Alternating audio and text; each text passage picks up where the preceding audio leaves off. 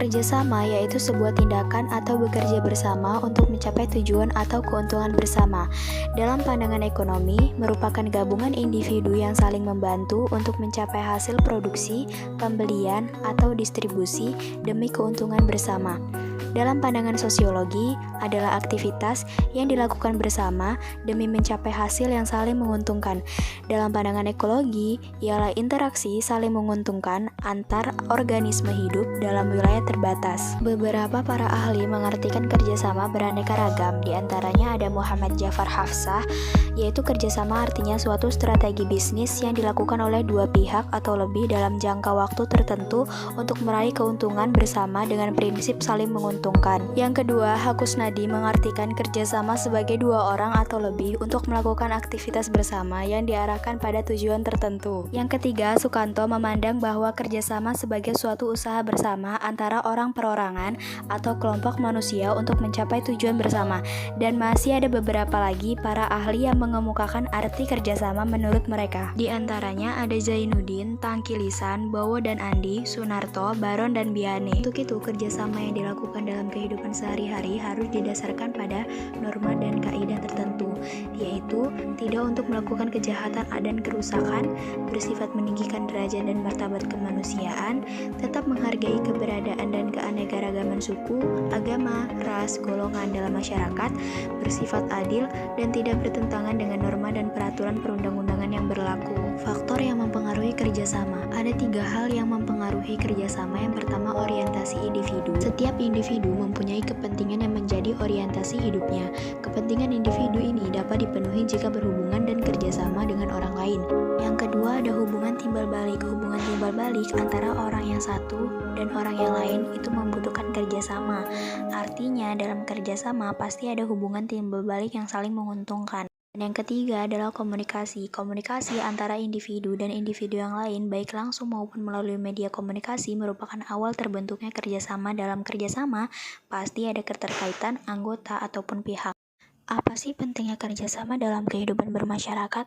Makhluk adalah makhluk sosial, artinya manusia tidak dapat hidup sendiri tanpa bantuan orang lain.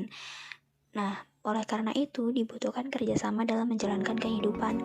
Anggota keluarga adalah orang terdekat. Setiap hari kita berkumpul dengan keluarga. Kita juga hidup dengan lingkungan yang bermasyarakat, baik di lingkungan sekolah, tetangga, maupun lingkungan yang lebih luas. Maka dari itu, ada manfaat kerjasama bagi kehidupan pribadi. Di antaranya merasa tenang karena diterima oleh orang lain, dan pekerjaan atau kepentingan pribadi akan terasa lebih ringan, serta merasa bahagia karena dapat meringankan beban orang lain. Selanjutnya ada manfaat kerjasama bagi kehidupan di sekolah.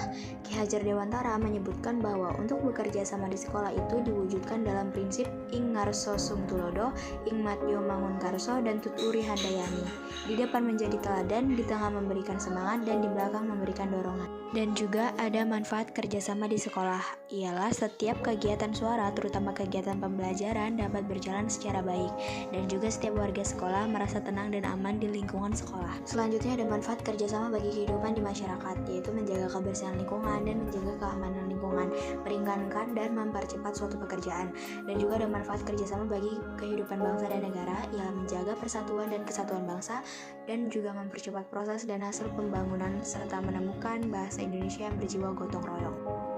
Selanjutnya ada bentuk-bentuk kerjasama dalam berbagai bidang kehidupan di masyarakat. Bentuk-bentuk kerjasama yang pertama ada kerukunan, adalah kerjasama untuk kepentingan bersama atau orang tertentu, misalkan gotong royong ataupun tolong-menolong. Dan yang kedua ada bargaining, artinya perjanjian yang mengenai pertukaran barang ataupun jasa antar individu atau antar kelompok dengan tujuan untuk memberikan keuntungan secara adil bagi kedua belah pihak. Selanjutnya yang ketiga ada kooptasi, adalah proses penerimaan unsur-unsur baru dalam kepemimpinan, pelaksanaan politik dalam suatu organisasi dengan maksud untuk menghindari terjadinya kegoncangan atau kekacauan sehingga terjadi stabilitas organisasi atau masyarakat yang bersangkutan. Dan ada koalisi, adalah gabungan atau kombinasi dua kelompok atau lebih yang memiliki tujuan sama dan usaha untuk mencapai tujuan tersebut. Contoh, dua lebih partai politik berkoalisi untuk mengajukan seorang calon kepala daerah.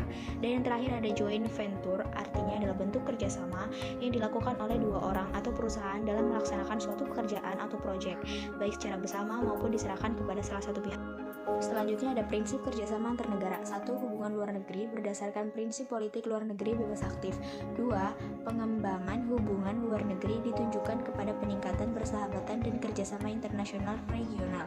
Dan yang ketiga, Indonesia berperan dalam usaha menyelesaikan berbagai masalah dunia, khususnya masalah dunia yang mengancam perdamaian dan bertentangan dengan rasa keadilan kemanusiaan. Yang terakhir ada tujuan kerjasama antar negara, yaitu meningkatkan perekonomian antar negara, meningkatkan taraf hidup, saling mengisi kekurangan dan kebutuhan di berbagai bidang, mempererat persahabatan antar negara, memperluas pasar hasil produksi, meningkatkan devisa, dan meningkatkan perdamaian dunia.